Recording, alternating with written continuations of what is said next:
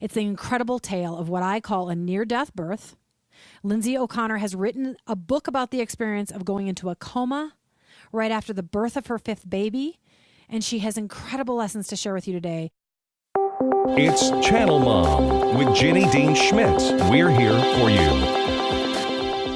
Brought to you by the Healthy Marriage Project. Just click on one of their ads to find out about a healthy relationship workshop near you. I was just, I was a midlife mom, and the pregnancy was perfectly normal. It was great. You were how old? I was 41. Okay. And everything was just like it was with all my other babies. But when she was born, the day she was born, I almost bled out later that night and ended up having to receive about 20 units of blood, which is about twice the amount of blood in your whole body. And I had an emergency surgery and then a second emergency surgery. And right after she was born, though, before all that happened, I got to hold her for about 5 minutes. And I had no idea that I would not see her again or really meet her until she was 2 months old. Yeah. I mean, I can't imagine the sweetness and the heart-wrenching feeling you must get from that moment, because I think I would be almost physically ill as I looked back on that moment of this precious, beautiful, her name is Caroline. Yes. Coming into the world safely, just beautiful little baby girl. There's mama. You're getting to hold her and you're caressing her cheek. You're getting to see who she is and you're meeting her. I mean, I love that moment. I would have 12 babies if I could because of that moment, Like nothing else. No, it isn't. I mean, you just meet that baby that is yours, and that God has grown inside of you. So there you are. You're caressing your brand new baby like most mommies do, holding her near, and you have no idea that in the next minute, your life is going to be hanging in the balance. And suddenly you don't get to be with your baby for 2 months.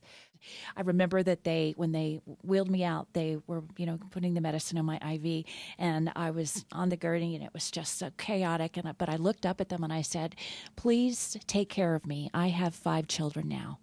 And then I didn't say any other words. I wasn't able to speak for almost 3 months after that, about 2.5 months. Tell us about the night that was essentially a death vigil around your bed. They had called my husband and said, "We think that you need to get up here right away." And that wasn't the first time that had happened, but this particular night, it happened to be Friday the 13th. My best friends, my family gathered, and they did not expect me to make it through the night. They said, we think this is going to be it. So Tim said, he gathered our children in our bedroom, and he said, we're going to go up there. We're going to go see Mom. He goes, "Now, I don't have any biblical basis for this, but I think that there might be a moment when your mom leaves her body and before she, goes to be with the Lord, that she might be able to hear you. So when you're coming up to say your goodbyes, think about what you might want to say."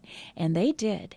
And as I was reporting this story, which is bizarre in itself, a surreal experience, one of the things I did when I was interviewing all my family members and using my broadcast equipment and taking notes and just processing it, working on the story, reporting the story, just this like is after the fact. I want this people is to know. after the fact. Because she wrote the book called The Long Awakening, and she wrote it after she came out of all this. So she went back to find out about that day that night that was a death vigil and what her children said. So I interviewed my kids, and I just had this amazing opportunity to hear. One of my daughters said, "Mom, I didn't tell you that I loved you because I knew that you knew that." She goes, "I wanted to use those last words to say thank you." I mean, just hearing that, it's like just broke me up. You think you don't know as a mom the impact that you're having with your kids when you're in the middle of raising them.